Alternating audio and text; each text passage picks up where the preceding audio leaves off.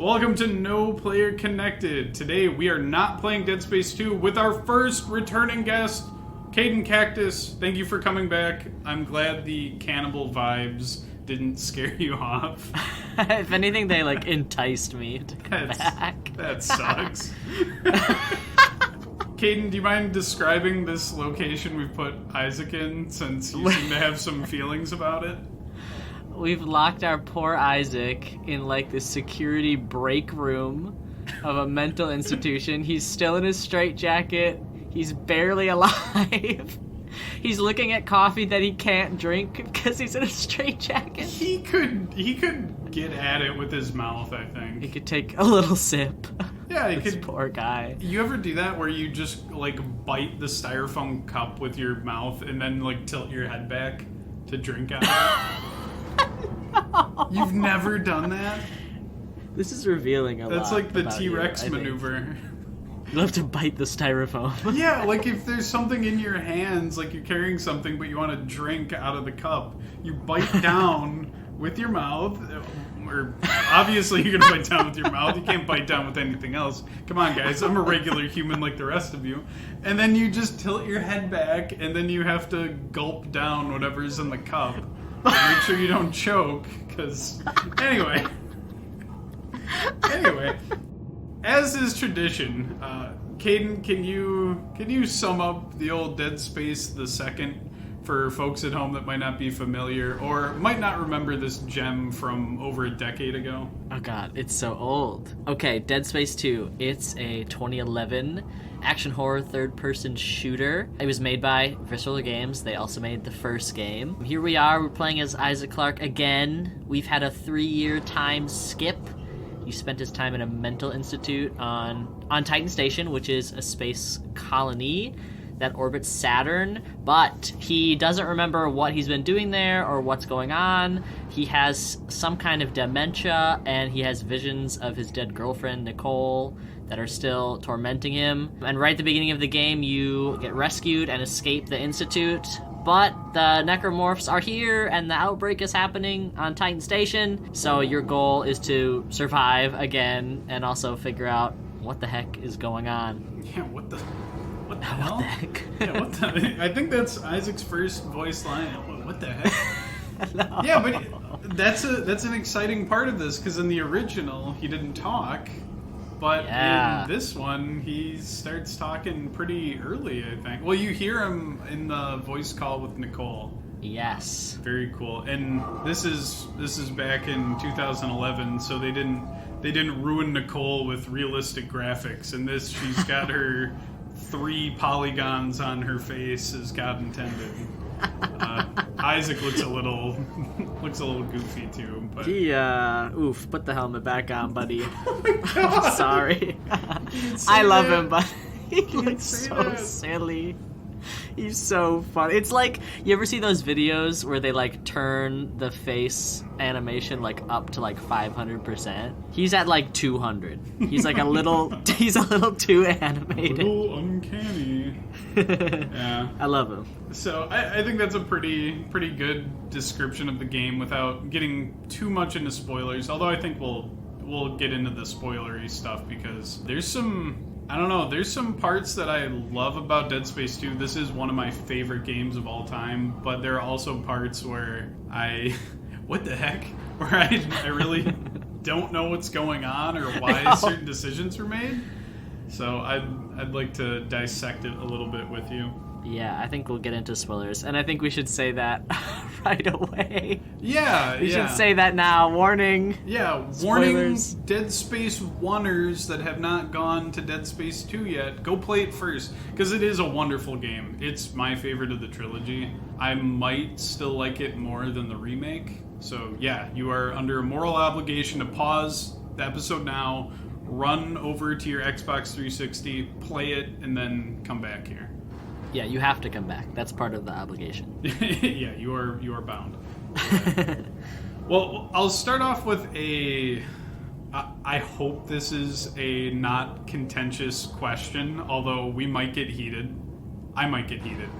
I'm already heated about this one. Uh-oh. How do you feel about being in Titan Station versus the Ishimura from the original? Okay, I feel like I already know your opinion on this because you spent the last 5 minutes talking about how much you love this game. But listen, I love Titan Station, okay? I love it. It's great. It's really cool. It's a lived-in world. It feels real. It feels fleshed out. But the Ishimura, I mean, I'm Team Ishimura. I'm sorry.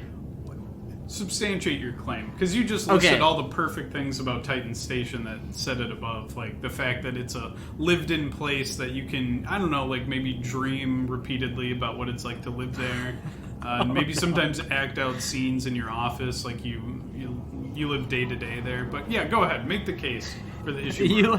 Do you have a marker Rubik's Cube on your desk at work? Yeah, just rearrange it, whisper to myself, you know how it is. Very normal. Okay, the Ishimura... Okay, let me say they both are lived in, and Visceral was very good at designing their sci-fi settings for the series to feel super lived in, really fleshed out. And Titan Station, like I said, it has tons of great locations, it has a lot of variety. Ishimura doesn't really have that as much, but what I love about the Ishimura is that it feels like a character as well as a setting. Okay. If that makes any sense. It does.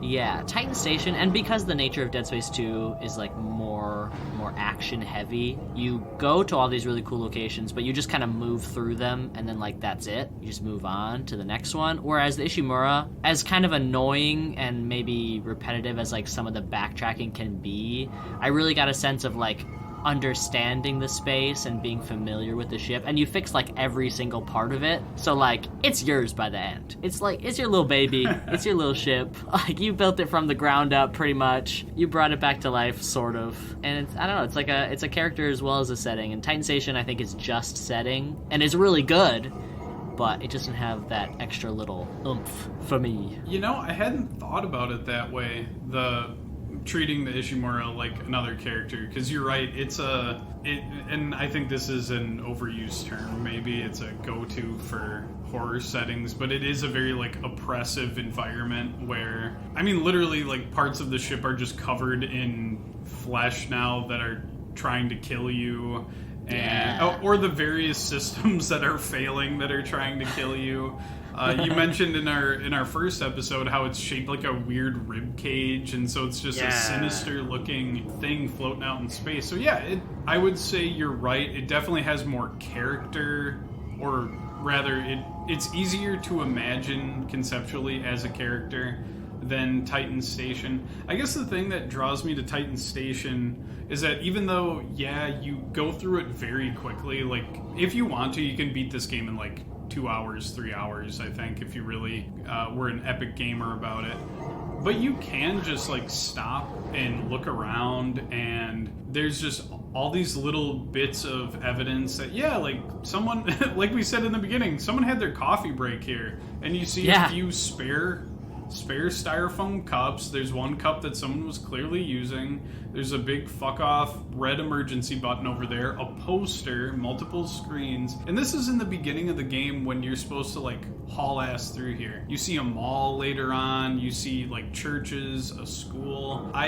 All joking aside, it's not difficult to imagine what this place may have looked like with people just living their day-to-day lives, which I think I beat that horse to death in our first episode talking about the baby room, where this is a place people worked. I guess this is just a step further, where this is a place that people also just lived. Yeah, that's true. The Ishimura is like all work. People are only there for a job. Yeah, I agree. Titan Station... Yeah, it is better. I think... Wow, okay. I wouldn't say you've convinced me. I do really love it. I think it's great. I just wish it had... I don't know, it's missing that little something for me. Yeah. Personally. Yeah, I guess it doesn't have the...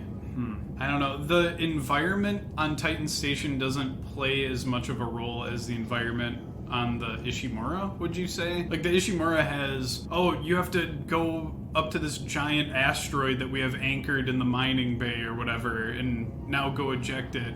All right, now go run up to the targeting system and fix that. Or or the agricultural sector of it. Like, that really stands out to me. A good chunk of Titan Station is just like, oh, I'm in an apartment complex again. Yeah, I think Titan Station, I don't know, maybe we feel the opposite? Because you describing that where you think about, like, each specific section of the Ishimura that you remember, that's kind of how I feel about Titan Station, where, like, I think about, okay, now here's the church, and here's the school, and then here's, like, they're, like, segmented little areas. Whereas the Ishimura, I think, like, has a flow, and this might be to its detriment for some people, is that it kind of all looks the same. For the most part, there's, like, some standout areas, but it has, like, a flow, you know, where it's all connected and it's all, like, the same space. And I think, when I think about the Ishimura, I think about what I was doing, as opposed to, like, where I was, like, what room I was in. Okay, let's think about the school. I'm thinking about the school right now, for some reason. My mind's on the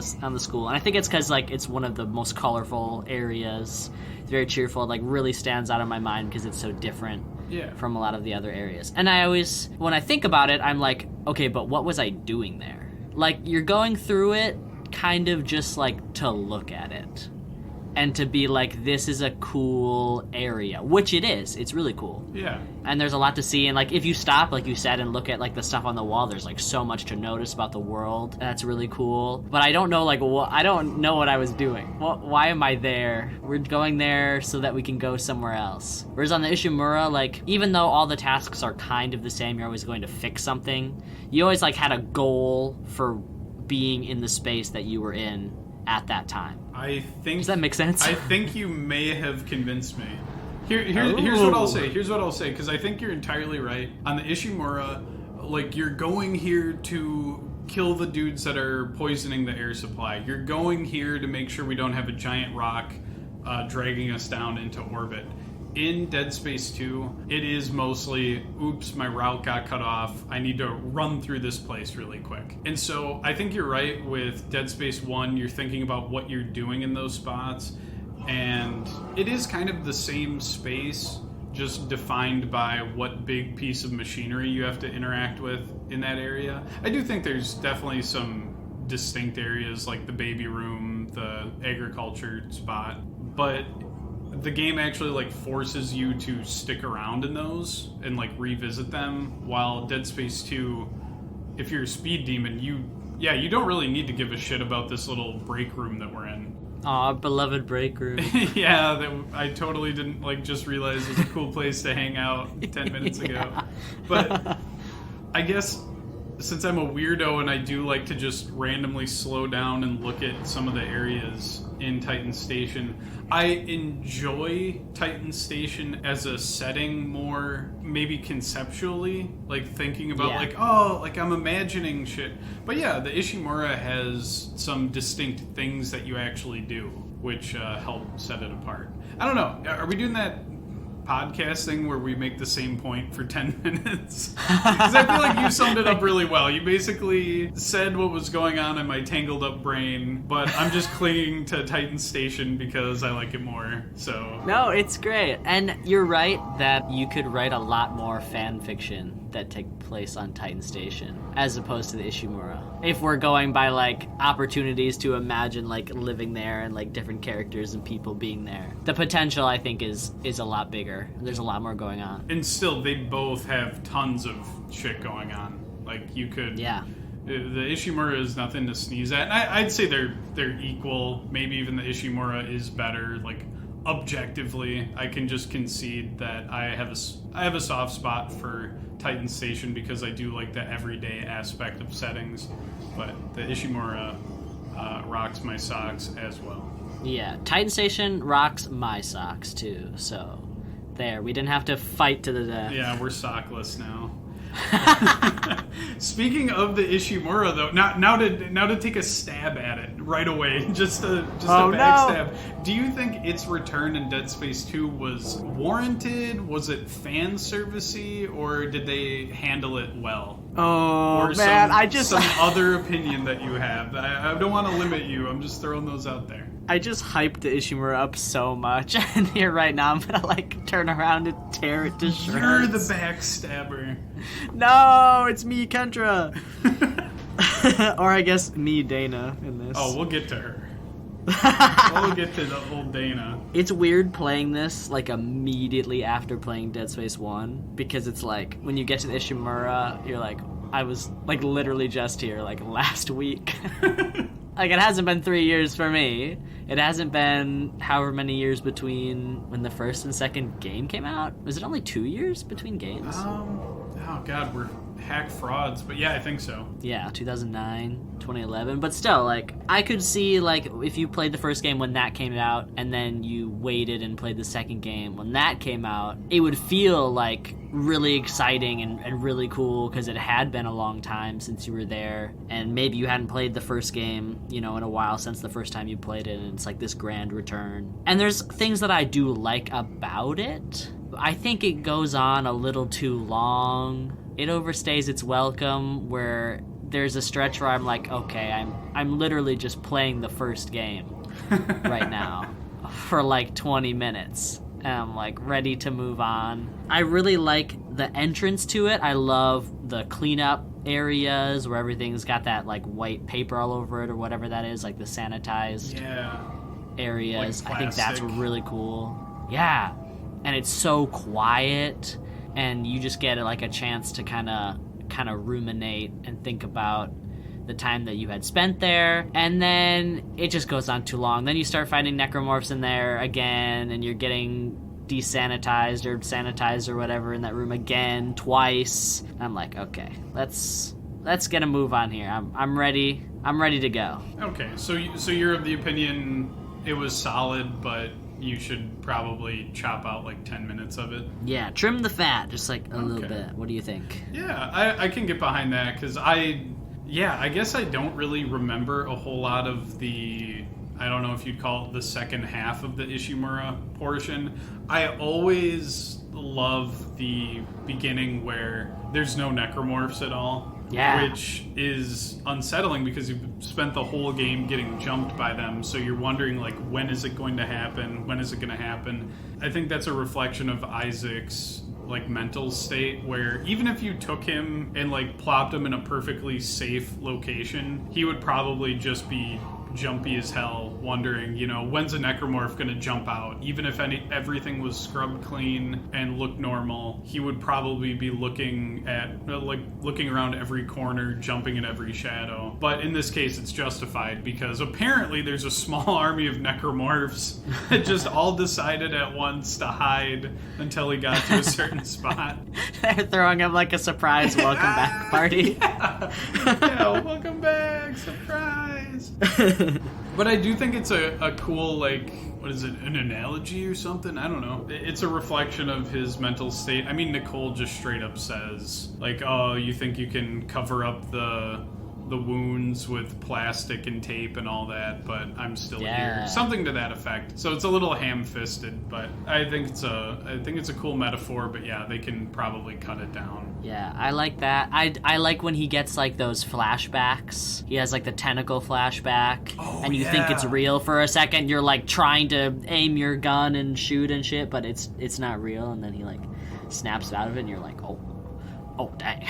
Yeah. Because you're scared too, and I love the pacing of that part because you go through the hallway with like the little tunnel in it, and so you're thinking like, oh man, remember when I got dragged by a tentacle in here? Oh boy, and you're kind of looking at it like side-eyed, like, okay, is it gonna happen again? And like it doesn't, and then you leave, and then you come back, and then it hits you, and you're like, I knew it, but then it's not real.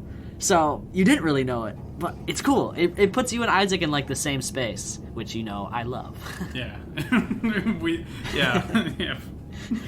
You do love mind melding with Isaac and being the same person for a little while and listening to him breathe. That has been established. We'll talk about that more later. I have some thoughts. Ooh, okay. So we mentioned Dana. I wanted to go over the villains of this game with you, and I wanted to pick your brain about how effective they are, both Dana and Tideman. Do you think they're solid? I'll just assume that one might be a little bit better than the other in your eyes, but I'll give you the floor. Okay. Dana, I'm so sorry. Oh, no. She's only in the game for like 30 minutes, and she really doesn't leave an impression. She's like, they just speed ran the Kendra betrayal. Yeah. And they cut it down to 30 minutes instead of like 12 hours. You have no connection to her, and she's not nice. She's like rude. Yeah, what? So like, What happened, Isaac? Why are you not going the right way? Well, damn, Dana, what do you think? There's nectar marks everywhere. And she's like mad at you that like Franco died. But Isaac's like, I just woke up here. I don't know what's going on. Well, like, that's her brother. You know, she's allowed to be a little irrationally angry. I guess so. I'll allow it. Okay, I'm sorry, Dana. I apologize. She doesn't really do enough. She doesn't have enough time, really. Maybe the game does Dana dirty. I don't know. And then she's gone. Yeah, maybe we can take some of the time away from the Ishimura and give it to Dana. Yeah. She, like, refuses to even look at Isaac for her one cutscene with him, like, in person. She just keeps her back to him, speaks. Yeah, she's monologuing dramatically. Yeah, she does the fucking monologue. And it's not even a good one like Mercer.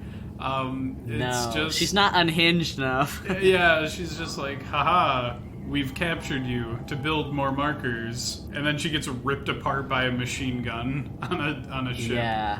She's so generic. She does like the anime thing where first of all, she does a monologue and doesn't look at you.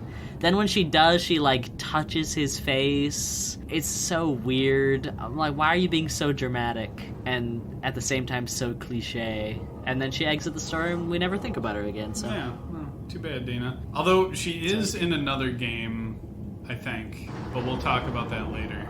Okay. But for now, Tideman. It's the Tideman hype hour. Or is it? Tideman hype hour. Uh-oh, you've given the game away.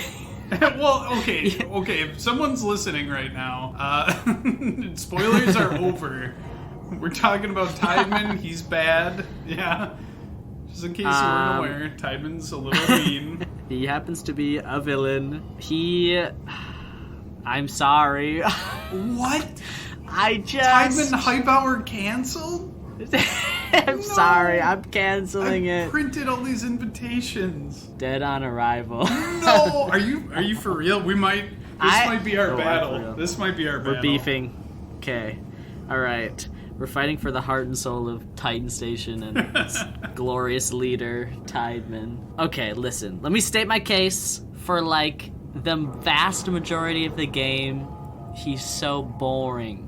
He's also generic. He sometimes calls you on the phone and he's like, I'll get you, Clark. Aha, you think you've made it, Clark, but and I'm like, I don't care. Who are you? I don't know you. Who is this guy? Like, leave me alone. And he's not, like, as fun as Mercer. If Mercer were chasing me around and called me on the phone and was like, haha, I'll get you, then I'd be having a good time. But, like, I don't know. Tideman's so, like, self-serious. He doesn't seem like he's having fun. Therefore, I am not having fun. That's why I like him so much, is because he is so agonizingly by the book.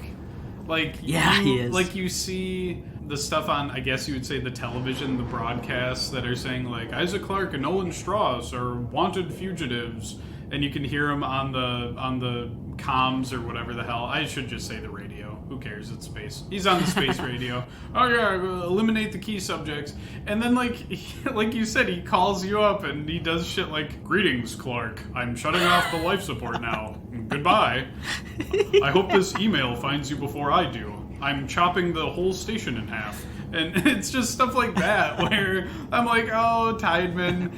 And like it makes the moments where he loses his cool and starts yelling at you more impactful for me, to where he has that. I know he's like a villain because he is putting the marker and the research around it on a pedestal compared to the lives of the millions or maybe it's hundreds of thousands. Regardless, there's a shit ton of people living on this rock, and he straight up says that the marker research is worth every single life lost. Yeah.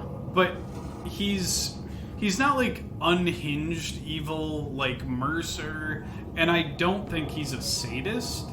I think he is truly like deluded by his like higher cause or whatever, his orders that he's following.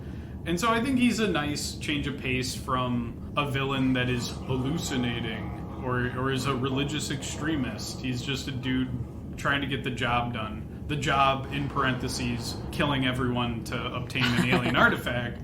But I think he's a fun change of pace, and I do like how serious and by the book he is. Yeah, he is very different. It definitely sets him apart. Okay, I'm gonna push back a little bit, or maybe ask some questions. You're gonna punch me. All right, do it. I'm gonna punch you and then ask questions after, while you're recovering. Punch first, ask questions later. Maybe I will defend him like a smidge here but this also frustrates me about him because he's boring to me for like the first 10 hours, and then in the last like 10 minutes they like dump all these text logs on you if you like choose to pick them up and read them, right, that start characterizing him as like he had like his heart in the right place, like he's just trying to do what's best to like run Titan Station like efficiently and like not waste humanity's precious resources, which are already like super scarce. And it makes him seem like, okay, he was like trying to do some good here, and he like went against the church's orders and evacuated everyone when the outbreak started, and they were like pissed about that. So like he was trying to save people, and I'm like, okay, so like maybe he's not so bad. But then literally 30 seconds later, you get to the end, and he's like, every life lost was worth it. I'm like, what? I don't even know if he knows what he thinks. Well, I mean, that could be a fair interpretation, like he's conflicted. I think he represents, like, someone who thinks the system can be changed from the inside, but... Yeah. Like, he's, at the end of the day, like, the system is still killing people. And so I think it's just that dissonance of, I'm being society's exemplary, like, guy that keeps order and keeps things efficient, and I'm doing what I'm ordered to do. Oopsie, some of those orders include killing people. Whoops. Yeah, so I don't know, he's just kind of like a cop. In my eyes. Yeah. Where like some of and you love him. Yeah, well, okay, I like him as a villain. I think he's a fun villain. Yeah, true, there you go. Yeah, I'm not like, woohoo, I wish Tideman survived at the end, because no, he sucks.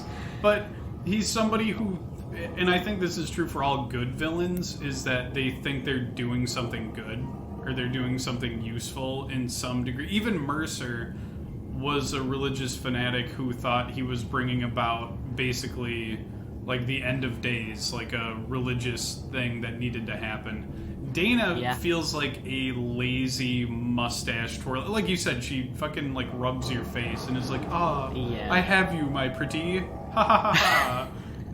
Yeah, like if I were Tideman, I would do shit like, I couldn't help but notice you're in the giant blender room. Goodbye, Clark. I'm turning the blender on.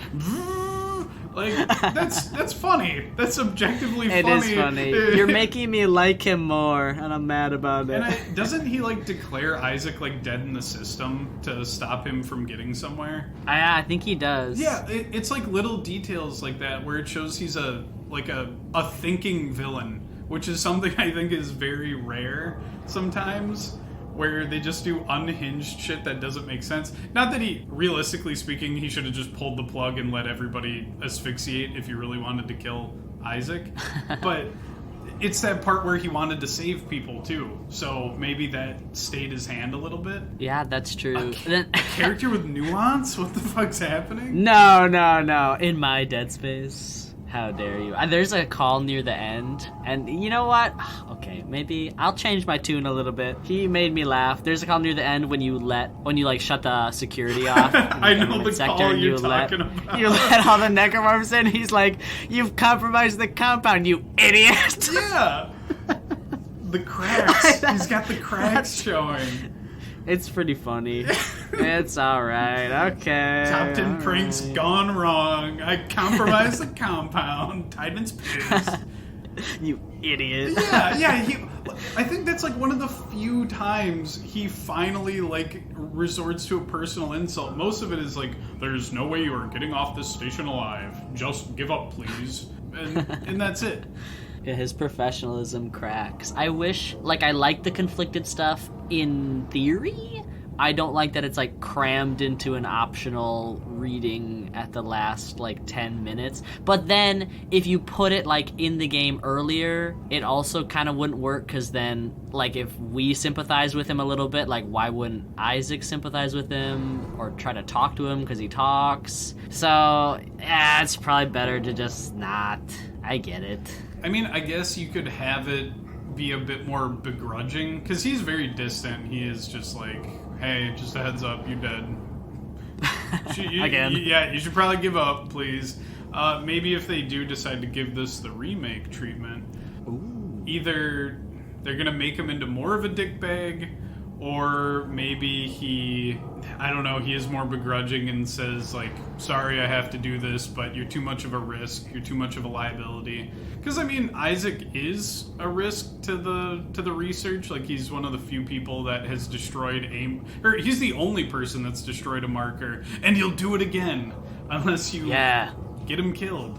And so, if he truly believes that the marker is worth protecting at all costs, yeah, you probably should kill the guy who's the only person who's destroyed one before. That's true. And I did complain with the first remake. I'm inconsistent now as a character. Uh-oh. I complained that, like, everyone was kind of too nice. So maybe, like, if they made Tideman a little more nice, I'd like him even less. I don't know what I want.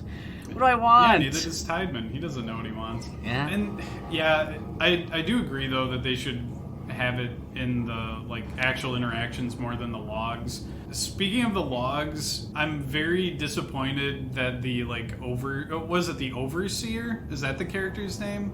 He shows up in, like, one log in this, and he's in the second Dead Space movie, but he goes nowhere. But apparently he was grilling Tideman for how he handled things on Titan Station. Yeah, you read one of his emails, and it's, like, kind of spooky. Yeah. Because it's kind of out of nowhere, and you never were under the impression that Tideman, like, had a boss until then, and you're like, oh, okay, and then, yeah, nothing. And don't watch the second Dead Space movie. Watch it. It rules. Don't watch it for the Overseer. Oh, God. Okay, I'm just gonna dive into that then. Because do you think that too much of the lore from these games, or from this franchise, I should say, because we're going to leave the games a little bit, do you think too much of the lore and too much of the story is spread out? I feel like the late 2000s and like early 10s had this obsession with like, we need a graphic novel or a comic, we need an ARG website, we need spin-off titles that are just for the Wii. And so if you want like the full picture of Dead Space, you have to be dedicated. You have to track down 2 movies, the spin-off games, all that stuff. Yeah. Do you have any thoughts on that? First of all, don't do that. Okay, I hear some of the spin-offs are good, like games. I hear some of them are good. So maybe do that. But, like, the movies will hurt you. The books, they will hurt you. Oh, I didn't even think about the books. I blocked that out of my memory. Yeah. It's not... It's okay. It's worth it for a laugh, like, with your friends. It's worth a laughing. Like, especially the second film is so unhinged in a way I've, like, never encountered before in a piece of media. It's fascinating to me, but, like, it's not good. And, like, even if you're trying to look for, like, that lore and information, it just gets so swallowed up by, like, this disgusting, horrible CG that you're looking at. Well, there's one part that isn't really bad CG. Yeah, there's, like, 5 distinct art styles. The concept is cool, the CG one is gross, and the rest are fine, but they're also weird. There's one anime portion. That's that's the one part that I find aesthetically pleasing, is the one where it's anime and Nolan Strauss looks shredded out of his mind. He has like an 8-pack, he's like having sex. Oh God, they put sex in Dead Space. No! Oh. There's nothing sacred. I have to actually answer your question about it being spread out. Do I think any of it's really essential? No, I don't think so. I don't think... Like, I think if you just played the games, you'd probably have a lot of questions. You'd probably be kind of confused. And I don't really think that that's...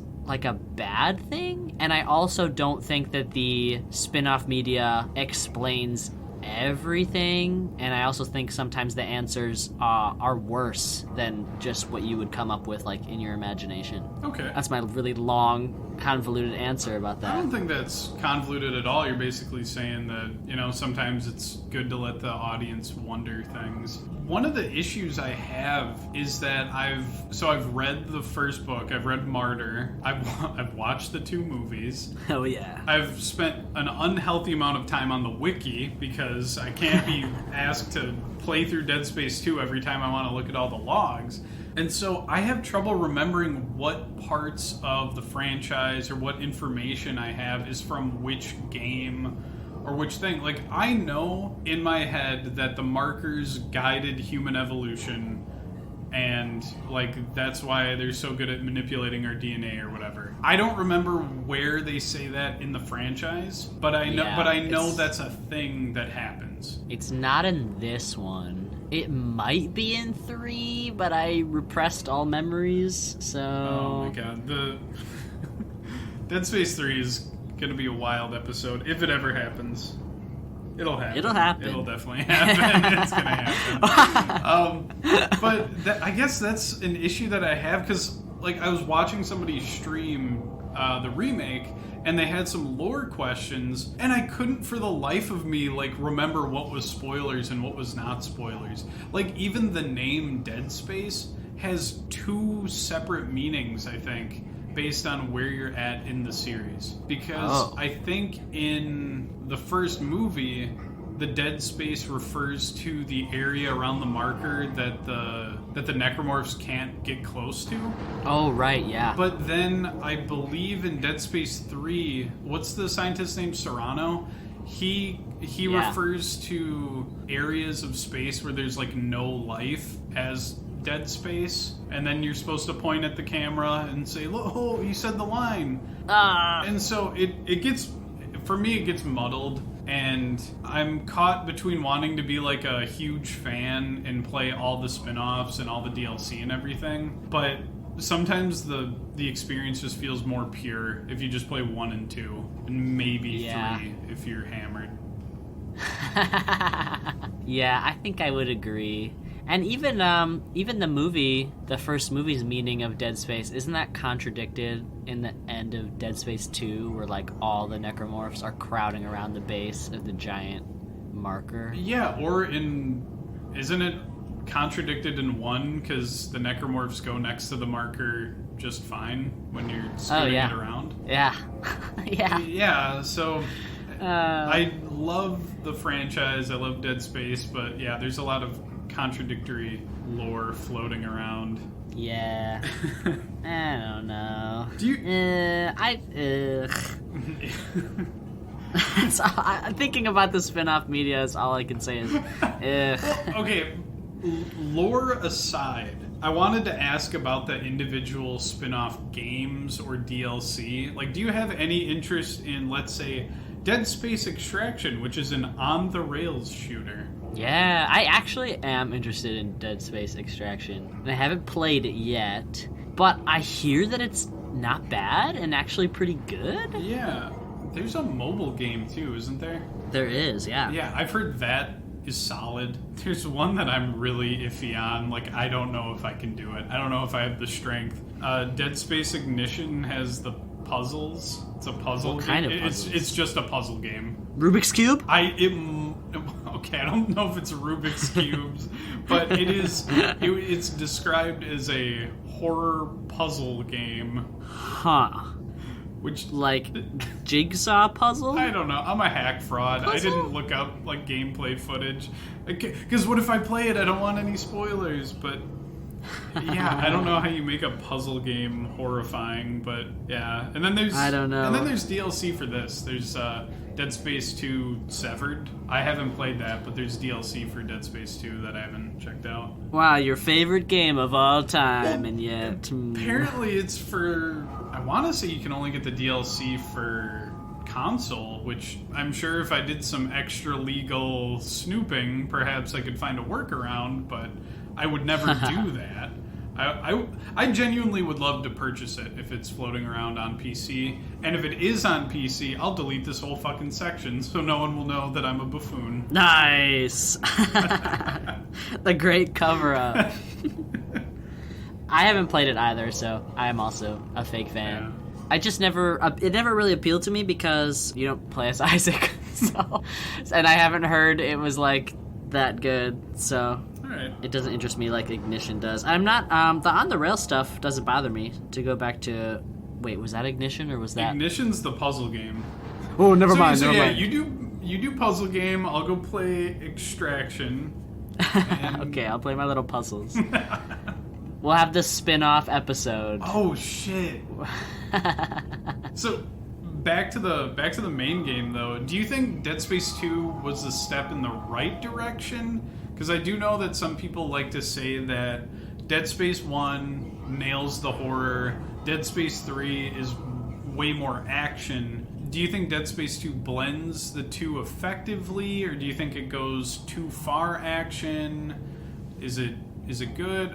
What do you think on that front? I think it blends it well. And I don't totally agree with people who say that the first game is like pure horror, like whatever that even means, because like you're shooting guys like the whole time. Is that not action? Is that not an action? I mean, thing? that is action. I think maybe they're referring to the fact that it is a slower, dare I say, clunkier game. And so there's a bit more tension where in this one you can kind of become action hero man and kill the shit out of everything. And you can run past stuff in this, especially in the end. Like you kind of have to like run past a lot of stuff.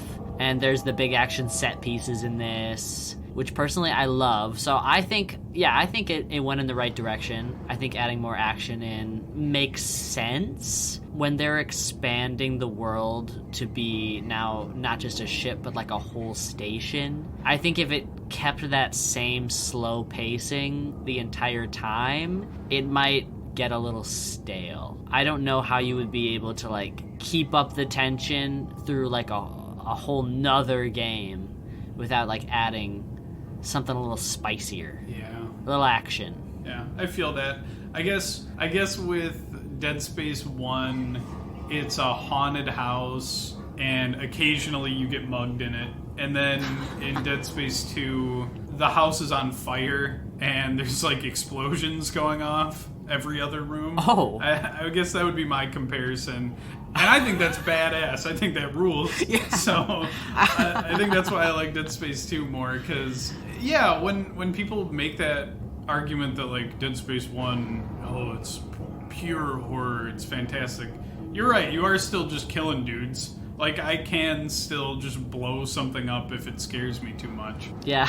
Yeah, I'm a solid Dead Space 2er. Yeah, I really like it, and I like even the QuickTime events and stuff. I like, and there's not really that many, and I don't think they really hold the game back in any way. It's just like a different type of thrill for like a little bit, and then you get back to stomping around and shooting guys. Yeah, I think it's cool. They like highlight the experience for me. Yeah, accentuate. I'll use my fancy words. Would you consider the eye scene a QuickTime event? No, because it's not quick. I mean, you can go quick. It's slow. You can go fast. No, I tried. Let me get this. It didn't over. end well. For those listening, there's and that aren't familiar with Dead Space 2. There's a scene where, for some wacky reason, Isaac needs to stick a giant needle into his eyeball, and he has to guide the needle like through some weird targeting system, and if you screw it up, the needle it's still jamming into his brain, I think, even if you're successful, but if you do it wrong, you die horribly. Yeah, if you do it wrong, it goes to the wrong part of his brain, the death part, and you die instantly. Yeah, you want to go to not the good part. You want to go to the space part of his brain. Yeah. Yuck. I love that scene. It's very scary. You're right that I don't know what's going on or why we're there, but as a little event, it's really effective. It's gross, and it's a different type of horror than you have encountered in like any other part of the whole franchise. Yeah. which is cool. Yeah. I really like it. It's very unique. It's very unique. I will say maybe the visuals have not aged gracefully. Because like I know they're holding his eyes open, but like them eyes are about to pop out of his sockets. Like he is so bug-eyed, and his little like teeth are clacking together, his little plastic teeth, his little polygon lips. Like it just looks kind of funny, like when they're so zoomed in on his face. Damn. For the time, I'm sure it was great. It just is a little goofy now. It's definitely more of a psychological thing. Like when you, at least when I watch it and I see someone screw up, I'm more like, haha, like you screwed it up, you're stressed out, haha. I mean, but you're not like grossed out. Like when the robot arm jams the needle like into his socket and he's dying, like the blood that's flying out clips through shit weird, I think, if I'm remembering correctly. Yeah, it's just not. It's like the big foamy blood. Yeah, right? yeah. It's not that nasty. It's just you get a lot more nervous when you're the one playing, though, because yeah, it's just a fucked up situation you're in. Where like, all right, I'm putting a needle in my own eyeball now. Yeah, it's creepy, and she's doing that like creepy rhyme. Oh. She's whispering it in your ear, and his like heartbeat monitor is on. It's really loud, and like as you get the needle closer, like his heartbeat like gets way faster, and it's freaky. Yeah, it's cool. Weird that he doesn't stay calm. Yeah, I don't know. It's kind of a loser. Yeah, This guy. I'm built different. I stick a needle in my eye every day. I'm glad you mentioned that you don't know why you're there, though, because as much of a fan as I am of this game, I do feel like sometimes the marker and like the necromorphs act kind of contradictory to like their goals, and that's one of the moments where I'm like, why is Nicole in Isaac's brain leading him to this machine? Why not guide him to another one of Tideman's wacky little traps and have him get killed there? Yeah, it's super unclear, and I tried to pay extra attention this time because I remember the first time I played it last year, I remember being so confused, and so this time I was like, okay, I'm actually gonna like pay attention to what's going on. I'm gonna write my little notes down and try to figure out what's going on, and it's still like incomprehensible. And it's really funny too, because Isaac also the whole time is like, what am I doing? Like, where am I going? What's going on? I even looked at his little diary in like that last like chapter 14, and he says in there too, he's like, I don't really know why I'm doing this, but I guess I will. Like, what is up? He doesn't know, and which, okay, as a certified Isaac freak, I love that he and I both don't know what's going on. So there's an argument to be made, that it's really immersive because no one knows what's happening. But it does make you lose a little bit of motivation, I think, because you don't know what your goal is. It's a little immersive, but I still want it to make sense from the side of the marker and like the necromorphs. Yeah. Like the big reveal at the end is like, oh, Nicole's hallucination isn't there to help you. You know, shocker, because it's been trying to kill you for a good chunk of the game too. But after you do the eye poke thing and some self-searching, you start to think like, oh, Isaac and Nicole can team up, even though it's not really Nicole, like whatever part of his brain is hallucinating her. He can pull this off, and then the hallucination just says, I'm going to kill you in your brain now. I'm going to invade your little mind palace, and you're going to have a battle inside your brain. Yeah. To kill yourself, which, why not do that sooner? Why wait till this point? I don't know. Yeah, I'm confused about that too. Like, why does it have to be like at the base of the marker? Like, why can't they kill him way over there, and then, you know, one of the little snake guys can drag him over?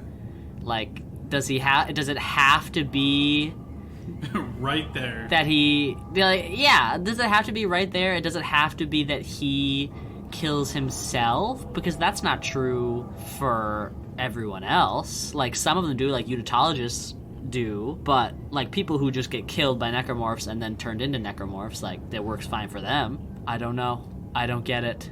Now I feel like I'm really ripping on the series because I love it. I know, because if I were a marker, if I were a giant monolithic thing that was built.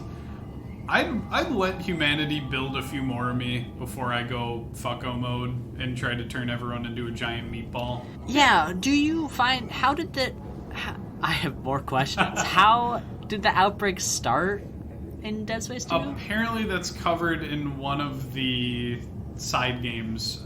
Someone gets tricked into destroying some of... I want to say it's like some of the safeguards that were protecting the research facility on Titan Station, and so the research area gets compromised, people start getting reanimated, and then it just rapidly snowballs out of control, which brings you to like the beginning of Dead Space 2, where you're in the opening stages of the outbreak. Gotcha. It's surprising to me that they don't even like hint really at what happened in this game. I guess they really expected that you had played the side game. Either you played it or you don't care and you're just like, oh, Isaac Clarke, it's time to go. Yeah, like if you don't think about it, it's really fine. Like the game is so solid. But then when you try to start piecing it together like you did with the first game, then you see like all the cracks, things that don't make sense. Which is a shame, because I do enjoy this game a ton. But I also like picking things apart and getting into the nitty gritty, and that's when it starts to get a little iffy. When you were saying that like the lore is spread out, then yes. Now I understand. Now that we've talked through it, yeah, I think I agree. They should have put more of it in the actual mainline game and not expected you to go searching through the side games. And I understand why, because like EA wants money, blah blah blah, go buy all the side content. But yeah, it was to the detriment of the mainline game, I think. Yeah. Oh well, it just forces you to find it on the internet a decade later. Take that, EA. Ha, for free. Yeah, I'll just wait you out until it's public domain, and then I'll download it from the Library of Congress, idiot. Yeah, you idiot. Do you think that'll? Yeah, sorry, that's a little bit of Tideman coming out of me. Okay, we need some levity here. What's your favorite part of the game? I love when you have to go fix the solar array, and so you're flying out in space. I discovered this as we were talking about these games, as I just love flying in space. I love it. It's so quiet out there. It's like super peaceful. There's not loud machinery or like necromorphs screaming in your ear. Like you just get time to like chill. Except, I mean, you're like running out of oxygen, so you can't. I was gonna say, like, when I'm in space, I'm just thinking I gotta get this done because I'm asphyxiating. I need to get this over. No, they put the oxygen containers like everywhere, like the refill stations. There's so many, and they glow like bright green. So, like, you're fine. I really love that part. There is one, like, really spooky part, because when you first go out there, immediately in front of your view is one of the arrays that needs to be fixed. So, like, you just kind of go straight for it. You don't, like, maybe you look around, like, a little bit, but like you said, like, you're on a mission, so you're like, okay, what's this? I'm going to investigate, try to figure out what I need to do. And so, for me, this happened both times that I played it, where I was just flying around having a good time, and all of a sudden, like, here come these red fishies, like, all of a sudden, all up in the screen, like, coming behind me, and I'm like, whoa? And so then you, like, turn around, because you're like, I thought I was alone out here, and then there's, like, this giant growth there shooting, like, these things at you, and I think that's really effective, and it's super creepy, because it's so quiet, and you don't hear them coming, and then just, like, there they are, and you're like, oh, something's out here with me. Yeah. It's so cool. Yeah, I love it. Yeah, and I think that can be said for a lot of the zero-G environments, or not just zero-G, but also there's no oxygen, where you do, like, relax a bit, because you're like, industrial hell is behind me, and the screams of the dead are behind me. You just can't hear them. They're still screaming and trying to kill you. You just can't hear it. Yeah, you're just covering your ears and saying la la la la. Floating it's around. Fine. You mentioned that growth out there. If you look really closely at it, that's just a lady. If you look closely, you can definitely make out like the human shape on it. It's just like she's gigantic. Yeah. That was pointed out to me, and it really fucked with me. I was like, how the fuck did this happen? This is disgusting. That's wild. Yeah, I'm gonna have to go take a look. Ew. Yeah. That's gross. Normally, when I get that close to it, I'm just like picking up the little semiconductor and then leaving, Well, yeah, not looking. running out of oxygen. Do you know what my favorite part of this game is? Go ahead, just say it. You know it already. Do I? You do. I don't Just know. fire off. You're putting me on the spot. Fire off the first thing that comes to mind. Oh wait, it's a church. It's a church. It's a school. What? Oh, what? Yeah. I thought you loved the church because you love like thinking about unitology. Okay. And I all feel that. like I'm being typecast right now. Just because I repeatedly said the unitologists were right to an extent. Yeah. Suddenly, I'm the unitology cannibal guy. Now you're trying to backtrack and I'm actually super nice and I love the nice school Yeah. and I love that. My PR person told me I really need to ditch the unitology cannibal allegations. I can't let those win. Yeah. But no, I think the school, and I do like the church too. I can yak about the church as well. But the school exemplifies the whole, if you slow down and look at the stuff around you, this is a very lived-in world. As someone who's worked in schools quite a bit and went through a school all the way, I made it through school, I'll have you know, because I can hear people typing right now. It's pretty accurate. Like, there's cheesy little things posted everywhere. There's kids' artwork. It's just super cute. There are some, like, really somber, like, world-building things going on, too, in the school. Like, a list of extinct animals that are... no. I think they're... Yeah, and it's, like, orangutans and, like, other shit that I'd be devastated if they were gone in real life. But it's like, yeah, if humanity's using up all their resources, we're probably going to lose a bunch of iconic endangered animals. And then kids would learn about them later on in life because we have, like, the internet and all the records of them would be digitized. Yeah, I noticed one thing like that. I stopped one time to look at things. And I was The looking. entire There was like game? I'm running for my life. Come on, what are you doing? Just a little guy. I just stopped to read about the orangutans. Man. I stopped to look at like this bulletin board and they had drawing of the solar system. Yeah. And you know, it had like Titan Station, like here we are over here. And then the little drawing of Earth, it's like you can see the green continents, you can see some blue, but then you can see like a lot of brown. Oh. Like where the ocean would be. And I'm like, yeah, because they're using up all their resources. I did not notice that. I'll have to go back on my 20th playthrough and check that out. Well, that's cool. I mean, like you said, like there's so much you can pick out that you wouldn't notice even on like a 20th playthrough. Like there's so much. It's cool. Yeah. I feel the same way about like the mall. Like every time I play through and I'm not rushing through the game, I like to just take a stroll through the mall area and see the different products that they have in the displays and think about like, hey, people chilled here on their weekends. They would just go out for lunch and shit. And so I don't know. Yeah. I love it. I also enjoy the church. It gets a little goofy with the indoctrination room, which is labeled as such. That's the one blemish. It's awesome. And there's like that log you can read where it's like, okay, don't take tourists to the indoctrination room like right away. Like don't let them see that until they've like joined and paid us money. Yeah, like, okay, I get that it's a Scientology analogy with like paid tiers of access to information, but yeah, I don't think they have just a giant sign that says indoctrination room, indoctrination in process, do not enter.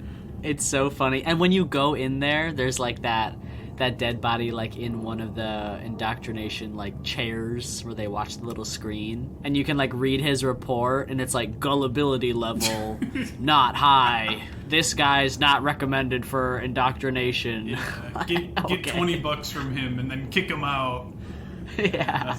It's a little on the nose. I wonder what the message is here, but yeah, but even with that, like, that being said, there's a gift store, there's like a kind of guided tour where there's different little stations that will speak to you about the history of Titan Station and the history of the church there. I still remember that the stained glass there is made from like the sand of the moon Titan or whatever. Yeah, it's really cool and it's like believable. Like, yeah, if you had a church here, they'd probably have a bunch of cheesy ass factoids that they'd bombard you with to get you to buy Oh, merch. they definitely would. Yep, in the gift store. You know what I noticed about the church this time The around? masks. Well, yes, besides the masks, we can talk about the masks too, because I don't know what's going on with that. But I noticed, the color scheme is like all like blue, teal, and like green in there. Yeah. It's like very calming. But I thought about how that's also the color that your health bar is at when you're at like full health. So like color association, especially because if you read the logs, they're like especially targeting like the working class people to join the church. And I think I like wonder if it was an intentional to like associate this blue color meaning like full health and like happiness or whatever with the church, and people will just associate it because that's like what human brains do. Oh. I don't know. Maybe. Cool if true. Yeah. I don't know. Yeah. I mean, it could be. I do know that greens and blues are just naturally relaxing to the human eye. I took a environmental psychology course, and they told me green good, blue also good, running water good, and that's basically what I took from that 9-week course. But yeah, maybe that could be it. But yeah, what the fuck's going on with the masks? If someone listening to this right now can tell us why there are golden masks for sale in the Unitology Church on Titan Station. Yeah. Get back to it. Get back to me on Twitter. Track me down. Good luck. Yeah, I don't understand it. And they're like on some of the statues too that you see in like the main like mezzanine area.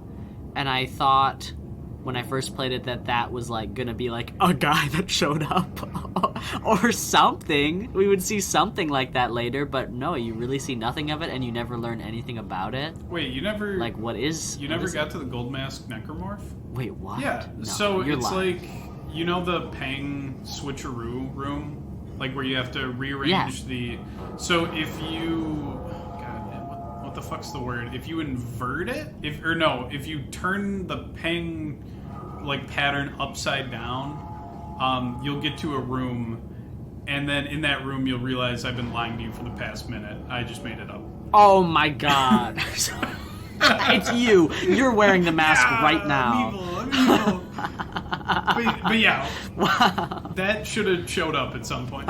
Oh, speaking of things that should have showed up more, you know the necromorph that attacks you in the church with the giant like baby tongue? Yeah. I wish we'd gotten more of that thing. Yeah, it never shows up again. What is that? Yeah, so, I mean, I didn't really have a whole lot to say about it other than what the hell. I want to see more of that thing. I guess we had a lot of giant bipedal thing with a tongue lash, I guess, because you do get jumped by a few of those throughout the game, but I don't think it's that exact same model. No, it's not, because the other ones, they have a lot more bones. This one's like fleshier. Yeah, maybe it's the main antagonist of a book, and they couldn't kill it off. It's too crucial. Yeah. Too crucial. Isaac can't kill that thing off. It shows up in the 3rd book. Little Easter egg for the fans, the real fans. Yeah, the dead spacers out there. Yeah, I have a lot of questions about stuff going on in the church that's never explained. For all the stuff that they explain, a lot of that it goes nowhere, and I'm intrigued. Yeah, it gives you so many questions. This game, is the perfect mix of answers and questions for me. And so it kills me where it all headed. Yeah, We'll talk about that later. We can talk about that in a different episode. Think about the happy times now. It's fine. We're still in Dead Space 2. Happy. We talked about the villains. What about the supporting cast? How do we feel about Ellie? How do we feel about Strauss? You can flip the order on that if you want. How do we feel about our little pog champs that accompany us on our journey? our Zumbinis. We are no longer just one Zumbini. We've got 2 other Zumbinis with us. I love them. I think they're both really great. Ellie's probably better. I mean, she has more to do, and she doesn't go insane and try to kill you, which is very nice. Props to her for that. She's a real one for that. Not trying to kill you.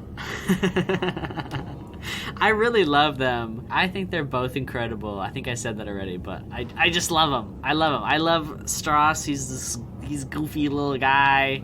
I mean, he's fucked up and he's been through it, but like, I want to help that guy, and it makes me sad what happens to him. But he's cool. It's interesting to see, like, here's what could have happened to Isaac. Yeah. Like, if he maybe would have been there a little longer or something else went wrong, he could have ended up just like this guy, and that's kind of freaky to see. Or like, if he keeps going down this path, talking to Nicole, he could end up like this. I really like thinking about that. And then Ellie's just like a badass, and she rules, and I love her, and she's incredible.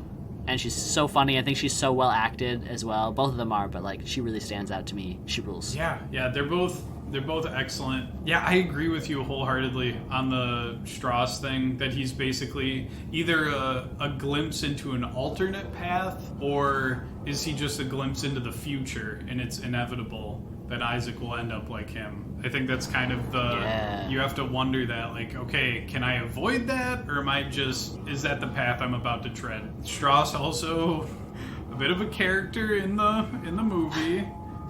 I cannot. It's so crazy that Strauss canonically is a bit of he's got the Riz, you know? The Nolan Strauss Riz, yeah. I think he also kills his wife and child, so a bit of an L on an otherwise spotless record. But yeah, without giving too much away, I think Strauss is a wonderful character, and it is a shame what happens to him. Ellie absolutely kicks ass, and I think she has her shit together more than Isaac, which is nice to have that frame of reference. Like, Isaac's kicking ass, but he is not well. He's not doing so hot. And through most of the game, I would say Ellie is your everyman caught in the chaos. Yeah, she's kind of what you were in the first game, although he was still messed up in the first game, but kind of what you felt that you were maybe in the first game, just going through it like working man, working class. But she's way more badass. Yeah, she is. Than you could ever be. Yeah, she is. Like, she's shit-talking necromorphs and has barricaded herself into an area and is just gunning them down when you first meet her. She also spoiler alert for Ellie lovers, but she gets her eye stabbed out by Strauss, and she just keeps going. She just keeps throwing down with him. Like, holy shit, she rules. And yeah, she takes it like a champ. She slaps a Band-Aid on it, and like, it's fine. You just pop a tissue into my eye socket and keep going here. Meanwhile, we're like squirming about having to stick a needle in Isaac's eye. Like, ooh, this is so terrible. She like lost the whole thing to his screwdriver. Well, I think Isaac, like, the needle's going into his brain eventually. Well, I guess. Yeah. One of my favorite moments for Ellie is... Actually, she's got two really good moments for me.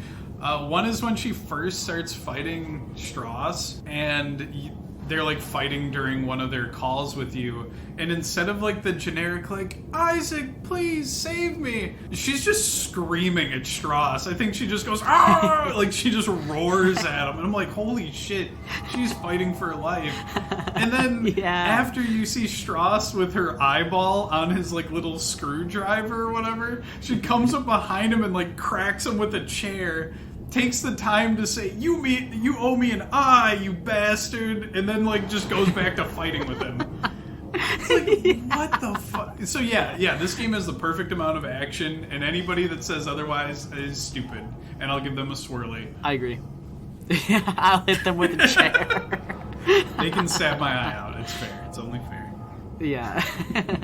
Yeah, they're incredible. I love them. And yeah, Isaac is like the middle ground between the two of them. He's like got the crazy of Strauss and also the working class level-headedness sometimes of Ellie. And it's great. They play together really well. And they all care about each other, and it's really sweet. I love it. Yeah. I honestly hadn't really thought about that, but Strauss goes out of his way to like contact you multiple times and try to figure out what's going on, and I think that makes it more tragic. Like with his last bits of what would you call it? Not clarity. Riz. No. His last bit of Riz. I'm gonna be your wingman. No. His last bits of awareness, I guess, he's trying to reach out and piece together like what you guys can do to stop all this. Yeah, he really wants to help. It's really sweet. Yeah, and then it fades away once he's too far gone, which sucks. Yeah, it's sad, and it's kind of jarring. His death scene, it's weird. It's very strange. It just kind of like happens. I mean, it's like a QuickTime event. I love that he interrupts you hacking the door open. Like, you're like 2 out of 3 wires hacked, and then he just opens the door and attacks you. Like, it rules. But then you just kind of, you spam a button, and then you kill him with a screwdriver, and it's like really sudden. And then like a minute later, Isaac's like yelling at Nicole, and he's like, "You made me do this." I'm like, okay. I don't know. It doesn't land like super well for me. Plus, it makes me sad because I like that guy. Yeah, I feel like the second half of the game, since we've already used the word Riz, I might as well bust this, but it feels like it starts to fall off a little bit after the Ishimura, at least, or maybe even before then. I always say that getting flung out of a chair back at Titan Station, after that point, it's kind of like a slow decline. But I wanted to see if you agreed with me on that one. I don't know. I can't quite place my finger on it. Maybe it's the fact that the environment does become a bit more like samey in the second half of the game for me, and I do like to stop and smell the flowers. But how do you feel about the second half versus the first half? Yeah, I think the first half, it's a lot better. I mean, I think the second half is still good. I don't think it falls all the way off, but it all kind of blends together for me in the second half, and I just played this past week, which I think says something. Like, the mines, you're like in one room really in the mines, like the big room where you gotta go like get the batteries. Right. That's like kind of all you do there. Even though it's relatively short, it feels like padding to me. Like, it's not super necessary. Like, I wish you could just get to the drill faster. Like, And the CEC area I also feel similarly about. Plus, because the CEC area feels very similar to the first game, and I'm kind of like, we've been having so many new experiences in the first half of Dead Space 2, and then to like have like the Ishimura retread and CEC area kind of retread-ish right in a row. And then the mines are dark and it's just rocks and there's nothing to look at. Yeah, I guess I'm the same way. When I think of the second half, I think of the mines. I think of government sector, where everything's like shiny but boring, and then the end part where I don't know, you find Crispy Tideman alone holding down the marker. Yeah. We didn't even talk about Crispy Tideman, really, but yeah, he looks terrifying. He's shooting you with the javelin, which is cool. Oh, did you know that you don't have to kill him?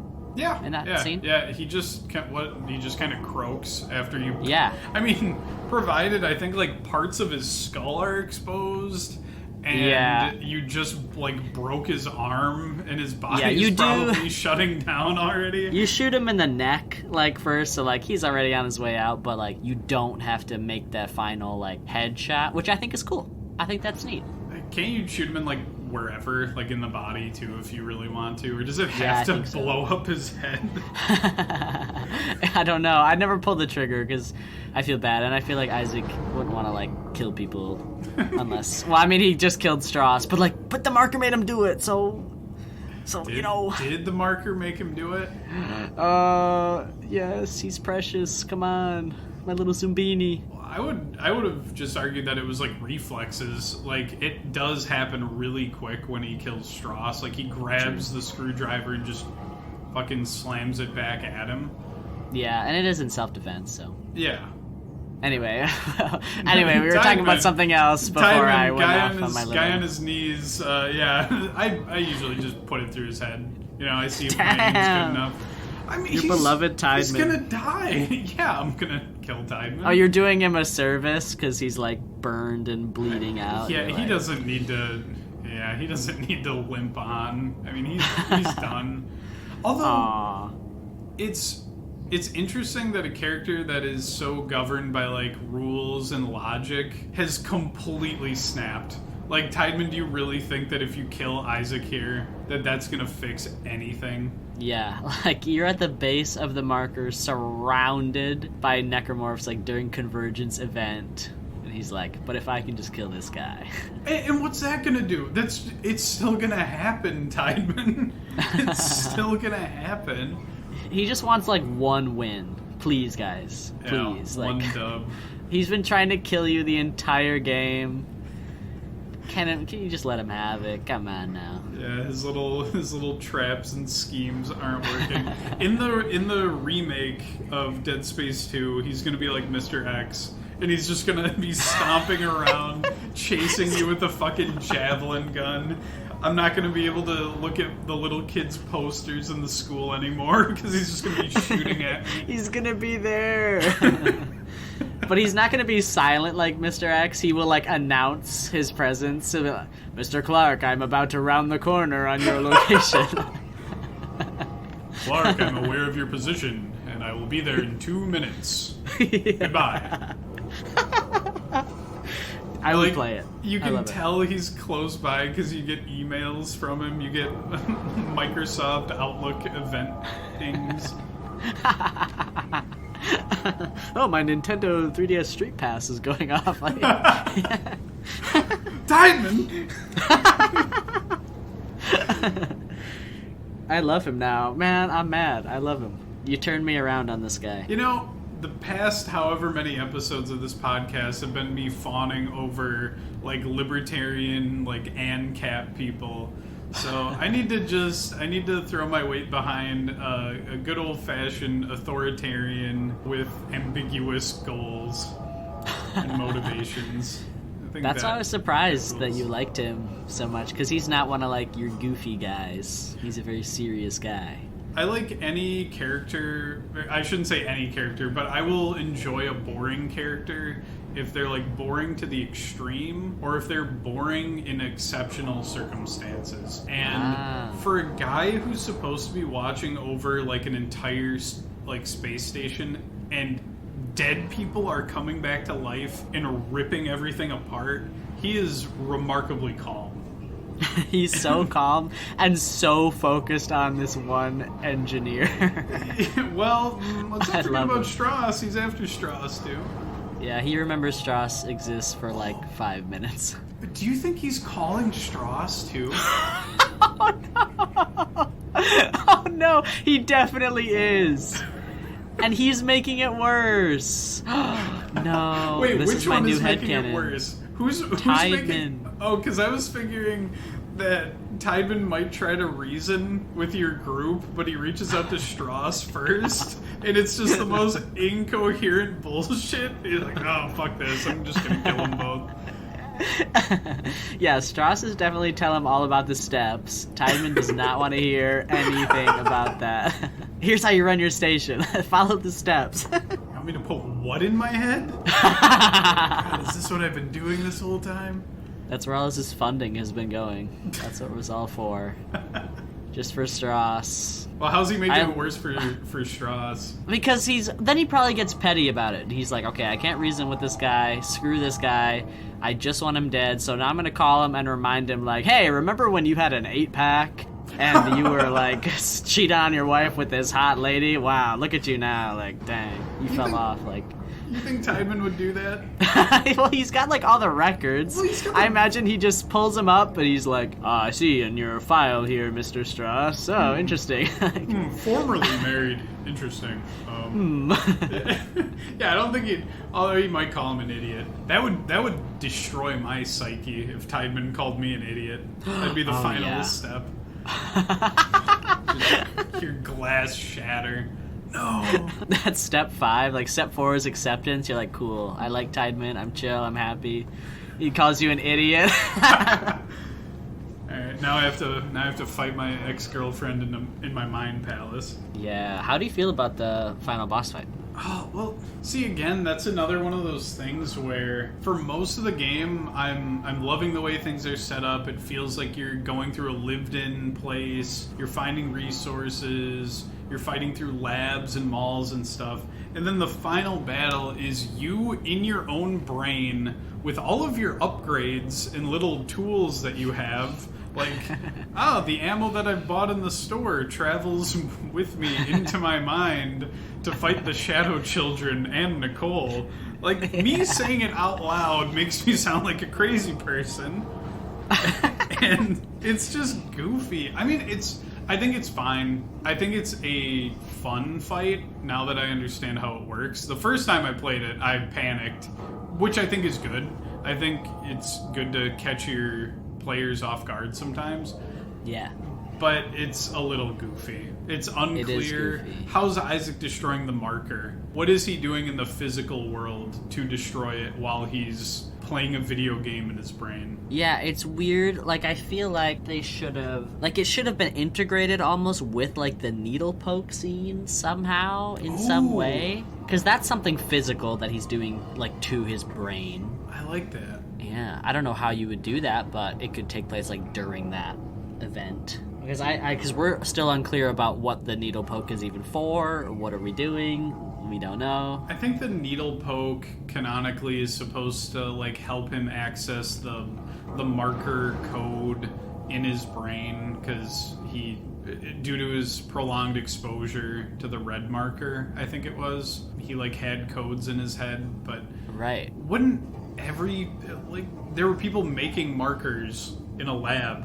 Don't they have the code? Like, can those guys destroy the marker if they have a Mind Palace battle with their ex-girlfriend? I think maybe they could, but I think because Isaac built this one specifically, maybe he has to be the one to destroy it? I don't know.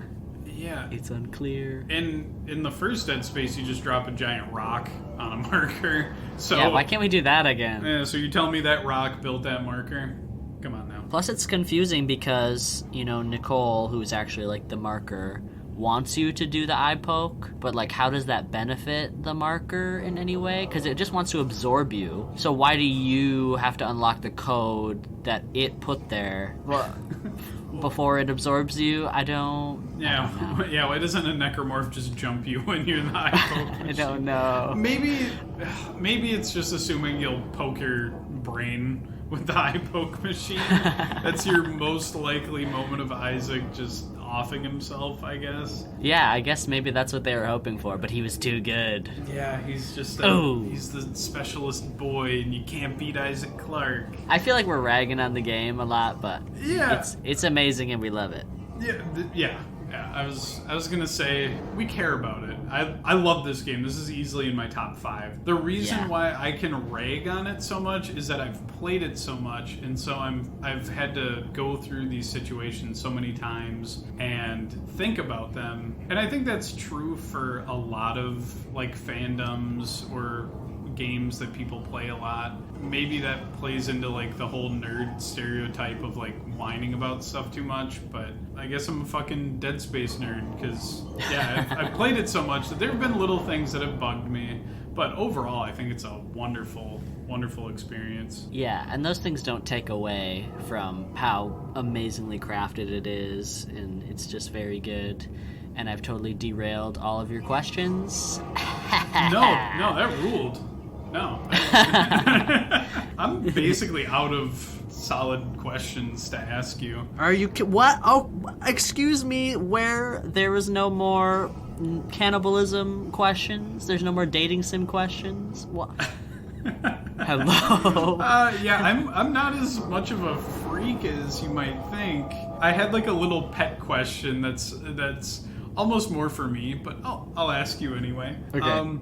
Would you live on Titan Station if there were no necromorphs? I have to specify because last time you were like, are you sure you'd like to live on Titan Station after what happened? Like, yeah, gotcha. I know Tideman like karate chopped it in half and blew up part of it, and then necromorphs killed everybody. But would you live in the pod?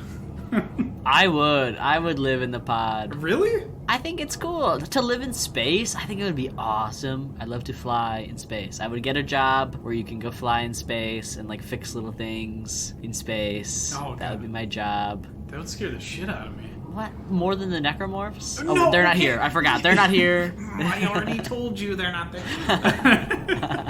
No, like the idea of like, whoops, like my tether wasn't affixed correctly. I guess I'm drifting away now. Although they have the suits now where they can boosh around. Yeah, I have my little jetpack. I'm fine. I'm listening to my music out there. I'm having a great time. No necromorphs are shooting at me because they're not here. Those are the rules. You would live there. You've already said that. I think about the setting and I think it looks cool and I love the aesthetic. I love industrial, like, function over form, like, just boring, shitty, like, cramped apartments in space. I think that stuff rocks. I don't know how happy I'd be out there. Like, Yeah. I'm sure if I were living in that setting, I'd be like, damn, I wish I could live on Earth and feel wind and Yeah, stuff they like probably still have that there. that. Maybe. Well, but you know what I mean? Like, I imagine it would be kind of like living underground, where everything's Yeah. artificial, you can't go outside in the traditional sense. So, You can never touch grass ever again. I mean, maybe they have grass, but I don't know. I love the view. I love the aesthetic of it. I'd at least stay for like a couple months. Yeah, see how you like it. See if Yeah. you lose your mind or not. Yeah, I was an RA in college, so I was on like an almost empty college campus for a few weeks, and that's probably like living on a dreary, depressing, claustrophobic metal station in space. It is true that like nobody's happy there, which is why unitology is able to recruit so many people. So you would live there and you would be miserable, and then you would join unitology, which is your dream, of course. You love it. Yeah. I see where this is going. I don't think everyone's like, no one is happy. I just think it's a higher rate of like depression and stuff like that. Yeah. Well, Yeah. it's like when they send people to Antarctica to do research. And Oh, yeah. You don't get as much sunlight. I do think that it's really cool that on top of the overt side effects of the marker, like, reanimating people and seeing the dead, or I should just say like the infection part, you have in the science logs, they're trying to contain the signal, but they just can't. Yeah, and they don't know why. Yeah, and so like before the full-on outbreak, you do just have this, I don't want to say mass psychosis, but like people are going a little bonkers, and like the kids in the school are fighting more and are talking about their dead relatives, and people are just going a little wacky. Oh yeah, because you can read those logs. And that one teacher's like, this is why kids need to be on Earth, not in space. Yeah, damn it. Science has gone too far. Stop sending your children to space. Yeah, that's true. I wouldn't mind Titan Station with the marker. I'll take the marker, no necromorphs. Just let me have my little deranged time and space. You just want to have like a little bit of dementia. As a treat. It's so funny that they call it the dementia signal. Like, I cannot take that seriously when I'm reading those logs. And then Dana, her excuse why Isaac has to listen to her. You've got some kind of weird dementia. It's going to kill you unless you follow me. Yeah. All right, well, that sounds believable. That sounds like science. Lethal dementia. Yeah, it's traveling to your heart, Isaac. It'll kill you. You've gotta follow me. Go into the church. Don't ask questions. Yeah, he is his gullible rating is high. He would be a prime candidate for indoctrination, I think. His file gullibility through the roof. Oh, this poor guy. Just like his mom. No! We didn't know that yet. Oh, it's so sad. It's extra sad now. Okay, here's another thing. I knew that about his parents. Or at least I knew his mom was a unitologist before the remake. And I don't know where you're supposed to find that. What? Yeah. How did you know that? I was in like a Dead Space Discord, and one of the people in there told me that, and I was like, what the fuck? How do you know that? And It was Isaac. Isaac was in there. He told you. I don't think Isaac's in the... He's real! Yeah, he's in the Discord. Let me be unhinged for a second. Oh my god. Dude, Tideman would be an excellent Discord mod. Holy shit. If I ever get a custom bot for Discord, it's gonna be Tideman. It has to be. And if you really piss him off, he will call you an idiot. You idiot! You're banned! Holy shit. And then he cuts off your oxygen, IRL. No! Oh, no. He tries to shoot you with a javelin gun. All kittens, please report directly to voice channel. No, All please, kittens no. To voice. Tideman's kittens. Isaac, I'm revoking your at everyone privileges. We can't have any more pings. Hey, I think we've reached the end here. I think We did it. you become Isaac. I think I want to become Tideman. You are one with Tideman. You can hear him breathing. You can feel his heartbeat. Oh shit! Alright. Is there well, we've kind of shouted you out in the last time, but if you wanna do it again, is there any places we can find you online, Kaden, or anything you want to shout out in particular? Oh, just the same as last time. Come over to my Twitch. Talk to me about Isaac. I will get distracted from whatever I'm doing and talk about him for like an hour. Well, it'll be great. Just in case these animals haven't watched the first Dead Space episode, what is your Twitch username? Oh, twitch.tv/KadenCactus. That's me. Come on over. It's fun. It's fun. It's good. Alright, I only have one question left now. I'm ready. Say the line. It's not even a question, it's a command. I'm full time in mode now. command. Say the line! No. Say the line! NP, see you later.